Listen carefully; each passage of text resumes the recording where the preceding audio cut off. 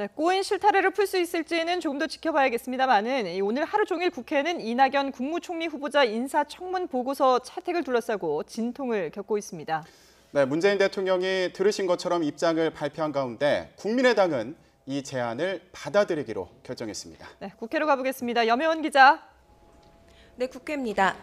자, 캐스팅 보트 역할을 하고 있는 국민의당, 문재인 대통령이 제시한 대책을 받아들이기로 했다고요?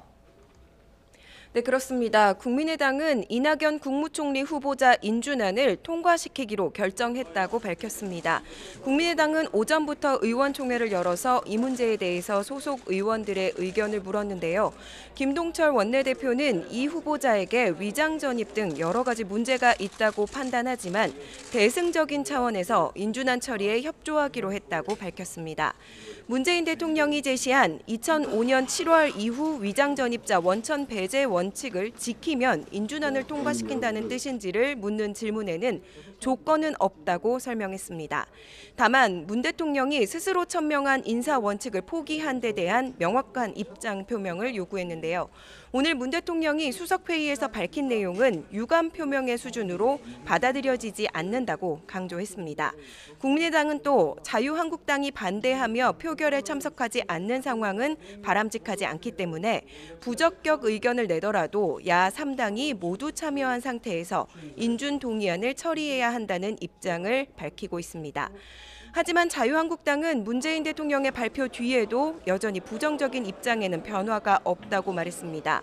정우택 원내대표는 의원총회 뒤 기자들과 만나서 이번 총리 인준을 받아들일 수 없다는 방향으로 압도적으로 입장이 정리됐다고 설명했습니다.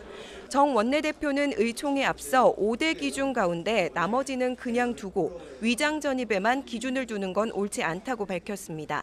또 국무총리 후보자 인준 문제를 정부 여당이 너무 안이하게 보는 것 아니냐며 여론조사 지지도로 밀어붙이거나 어물쩍 넘어가려고 하는 건 용납할 수 없다고 말했습니다. 바른정당도 소속 의원들의 의견을 물으며 입장을 조율하고 있는 상황입니다. 당초 오후 2시에 열릴 계획이던 국회 본회의는 5시로 미뤄진 상황입니다.